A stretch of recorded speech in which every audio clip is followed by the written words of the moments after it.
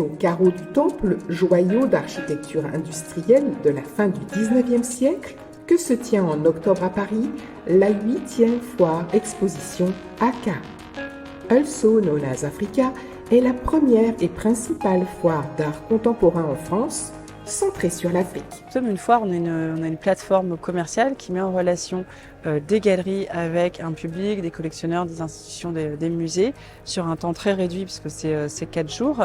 Le modèle d'une foire est qu'on a des stands que les galeries achètent pour présenter les artistes sur leur espace durant la foire.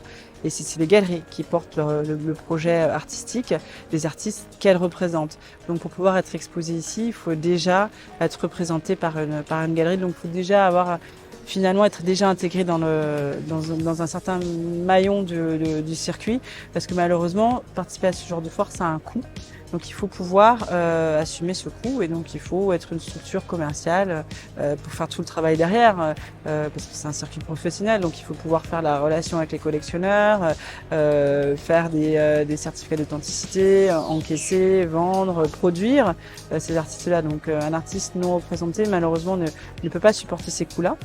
Par contre, dans nos cartes blanches au sein de la foire, on a à cœur de donner la voix, la possibilité à des artistes jeunes, émergents, ou pas encore représentés, dans certains espaces de notre foire à lesquels on dédie ce type d'exposition. La société française Ellipse Project opère justement pour la promotion des artistes et initie depuis 2021 une compétition itinérante d'art contemporain en Afrique subsaharienne et en Asie. Donc, suite au prix Ellipse Art 2023 qui est venu au Togo, où les artistes sont postulés, où je suis le lauréat cette année. Ça m'a permis de voyager sur la France et spécialement sur ACA pour montrer mon travail, pour exposer. Alors le projet, c'est d'abord, le thème du projet, c'est les souvenirs de mon corps. Les souvenirs de mon corps qui parlent de mémoire, qui parlent des rêves, qui parlent de souvenirs collectifs, les souvenirs personnels aussi que des peuples ont subi. Et aussi, ça développe des thèmes comme l'environnement, l'égalité, le sexisme, l'immigration, l'intégration, la décolonisation. Et donc, du coup, suite à la production de ce produit, c'est un projet de 3 types. Il y a la photo, il y a la vidéo, il y a la performance. Donc du coup, je suis à ACA pour les 4 jours où je vais performer chaque jour ici sur différentes thématiques, différentes performances d'abord, et aussi exposer mes photos et les vendre, et exposer aussi, diffuser la vidéo. Alors l'objectif pour moi d'être ici d'abord, c'est de trouver d'autres galeries, parce que le projet Ellipse est une canal de faire sortir les talents et de les montrer à la face du monde. Maintenant, il faut trouver des galeries, des diffuseurs, des promoteurs, des commissaires pour d'autres expositions. D'autres galeristes font le choix d'exposer uniquement des photographies. Donc, nous présentons aujourd'hui Adama Sylla, photographe sénégalais qui est né en 1934, donc qui aura 90 ans au mois de février et qui n'a pas été tellement connu jusqu'ici parce qu'il a travaillé au Centre de documentation et de recherche au Sénégal à Saint-Louis. Il était formé au documentaire, à l'archive également, à la muséographie. Et il s'est moins présenté comme artiste photographe que comme personne qui photographiait le réel, qui prenait des traces, qui produisait des archives, plus que des œuvres d'art. Il y a à peu près 700, parmi les milliers de clichés qu'il peut avoir, on en a sélectionné pour l'instant 700, qui sont très intéressants, et d'un point de vue formel, et d'un point de vue historique, documentaire. Et la manière dont on travaille avec lui, on travaille comme avec un jeune artiste, mais c'est un homme encore jeune malgré ses 90 ans approchants. Et c'est-à-dire qu'il collabore avec la galerie, il nous confie ses négatifs dont on a donc la maîtrise, et puis nous faisons les tirages que nous présentons en galerie, en institution, en foire, selon les opportunités. Ce qui est une chouette aventure, c'est qu'on voit depuis le début le développement de toute cette chaîne en fait en 8 ans et à quel point c'est allé assez vite sur beaucoup de carrières de certains artistes. On a vu des artistes commencer, se développer, intégrer des galeries encore plus importantes, faire des expositions institutionnelles, être absorbés par des grosses galeries. Donc on est fiers de pouvoir voir le parcours, l'évolution de ces artistes-là au gré des éditions, puis aussi nous de grandir avec eux, de se perfectionner d'année en année, de pousser plus loin les curseurs curatoriaux de la foire, d'être toujours plus exigeante d'année en année parce qu'on est une vitrine, donc on doit être à la hauteur des artistes qui sont présentés parce que finalement un étendard pour cette scène-là sur Paris. Donc on a une certaine responsabilité. Une responsabilité soutenue par l'Institut français du Cameroun et Banjul Station. Les deux institutions favorisent la rencontre entre les jeunes talents camerounais et les collectionneurs internationaux. En fait, mon travail en lui-même pas de manipulation médiatique. Je montre comment on peut manipuler l'opinion publique à travers les sources écrites, sources orales et sources Internet, à travers les éléments comme la désinformation, la réinformation ou encore la surinformation.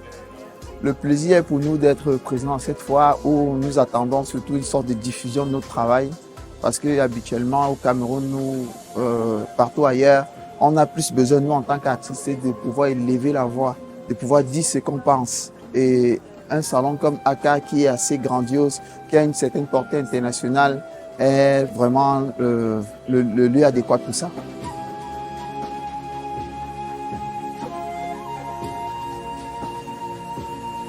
La présence des œuvres sur le marché français offre une chance de constituer une bonne base de données de collectionneurs intéressés, ce qui n'est malheureusement pas aussi simple sur le continent africain. The challenge a little bit in the continent is that there is a very few collector base where people are collecting art, even though it's starting with a vibrant new generation of young African collectors. But the larger percentage is still in Europe and in America and a little bit of China. But it's encouraging that some of the significant and groundbreaking work still stays on the continent, is being viewed by locals and supported. There's very little government support for the arts, especially the visual arts, the area that we focus on.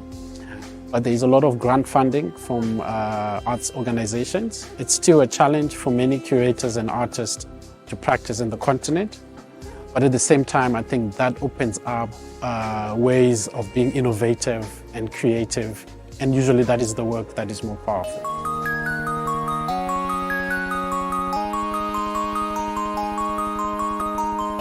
Le marché a évolué. Beaucoup évolué. Il y avait déjà un certain nombre d'artistes qui avaient par leur représentation de galeries internationales, une cote à l'international, un parcours à l'international, une visibilité à l'international. Ce sont les aînés de la scène contemporaine.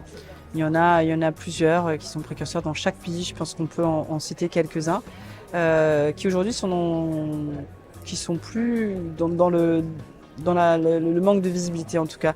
La question se pose plutôt pour des jeunes artistes, mais avec cette visibilité qui s'est accrue, c'est-à-dire que de plus en plus de galeries sont allées à la rencontre de ces artistes-là, sur le continent, mais dans la diaspora aussi. Et je pense que ça a permis que plus d'artistes soient intégrés dans des galeries et puissent, par ce biais-là, travailler sur leur cote. Et bien évidemment, d'année en année, en fonction de leurs expositions, de leur participation à des foires, des acquisitions en musée, développer le prix de leurs œuvres. Certains artistes sont déjà lancés sur orbite, à l'instar d'April Bay. La jeune femme, originaire des Bahamas, vit et travaille à Los Angeles. L'exposition s'appelle Opulent Blooder, qui est une contradiction de Black et des nerds. Elle se définit comme faisant partie de cette communauté-là. C'est vraiment une communauté qui, à la base, était un peu comme Star Trek, qui était un peu rêvé, mais finalement, c'est devenu une réalité. Aujourd'hui, vous avez des Black nerds, comme elle se définit. Et du coup, c'est comme si elle veut vraiment faire continuer ce concept-là à travers des vraies réalisations. Donc du coup, ici, elle va vraiment vous inviter à rentrer dans la planète Atlantica. Et ici, vous êtes à la fois, vous avez des personnages conçus par elle, mais aussi vous avez ce qui fait leur opulence. C'est-à-dire, ici, vous avez ce qu'elle appelle les Pineapple Venus, qui sont des Vénus ananas, qui ont aussi plusieurs déclinaisons. Et si vous vous approchez, vous pouvez voir la matière qu'elle va utiliser. C'est-à-dire, elle va utiliser le velours. Elle va utiliser aussi tout ce qui est la résine. Donc, c'est vraiment des matières qui vont nous rappeler à la fois le travail artisanal, mais aussi qui vont confirmer son envie de montrer ce que la Terre a donné à cette planète-là. C'est ça. Et ici, si vous venez, donc ici, on a des tapisseries donc, qui vont représenter plutôt des personnages. Et les personnages ici d'April B, vous voyez, ils sont vraiment dans une nature assez exubérante, assez opulente. C'est vraiment pour montrer que dans cette planète-là, on est libre, on a ce qu'il nous faut pour être libre et agir ainsi. Et donc ici, si on va aller sur la technique et va aller sourcer principalement les partenaires femmes issus de la minorité pour concevoir ces tapisseries. Donc c'est vraiment une continuité à la fois de la conceptualisation du projet, mais aussi de la réalisation. Donc ici, on est vraiment dans, je n'ai pas envie de dire dans le black owned, parce que c'est aujourd'hui une thématique qui est très à la mode, mais c'est vraiment s'approprier les codes, la conceptualisation et la réalisation. C'est aujourd'hui une artiste qui est dans des grands musées aux États-Unis. Pour vous donner une idée, aujourd'hui, elle a un solo show justement qui est dans la conceptualisation, l'avant de notre stand. Le solo show dans le musée Nevada Museum, c'est plutôt comment on quitte la Terre pour aller dans Atlantica. Et ici, on est déjà dans Atlantica. Et l'année prochaine, elle sera dans 4 muséums shows rien qu'aux États-Unis. Et nous, on va la présenter également sous les shows comme à Venise pour la Biennale de Venise. Rien que ça, donc c'est vraiment un artiste qui est lancé sur orbite, comme j'ai envie de dire, comme dans sa planète, et qui nous invite aujourd'hui à découvrir en fait des sujets qui nous touchent, qui sont, on va dire, des sujets quand même d'actualité, mais qui sont issus ici, en fait, démontrés à travers la couleur, du coup, qui allège aussi, qui attire, parce qu'à la base, c'est quelque chose qu'on a envie de montrer à travers la couleur. Quand j'ai rencontré cet artiste April B, j'ai compris que c'était important pour moi de pouvoir la montrer tout simplement dans mes expositions, mais aussi pouvoir l'amener à ACA, qui est une foire aussi qui s'adresse à majorité, on va dire, les afro-descendants de Paris, qui doivent aussi, pour moi, découvrir des artistes de talent qui sont dans des musées du monde entier. Mais c'est mon devoir. Et présenter une artiste afrofuturiste comme elle, qui a des œuvres magnifiques, incroyables, des tapisseries qui parlent à tout le monde, c'est aussi les inviter dans son univers, Atlantica, qui est un univers dans lequel, en fait, on est tous, on va dire, dénués des oppressions de notre histoire, de notre passé, notamment la colonisation, l'esclavagisme, etc. Donc ici, on est tous libres. Et pour moi, c'est très important de présenter les artistes de ce calibre-là.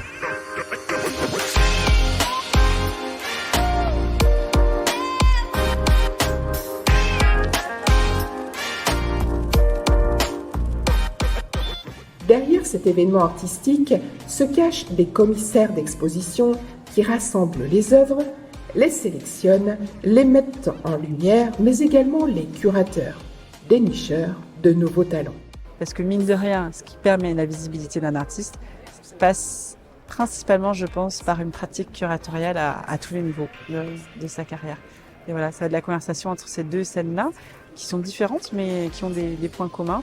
Et comment lancer une conversation au sein d'une exposition qui présentait quand même 60 à 70 artistes à peu près. Donc, et aussi, ce qui est intéressant pour nous, c'est d'aller plus loin, c'est-à-dire de pouvoir intégrer les relations qu'on a à cœur, montrer aussi à la fois, mais qui sont plus complexes parce que c'est plus loin, mais la relation que nous continuons avec tout le Sud, l'Amérique latine, l'Asie-Pacifique, le Moyen-Orient.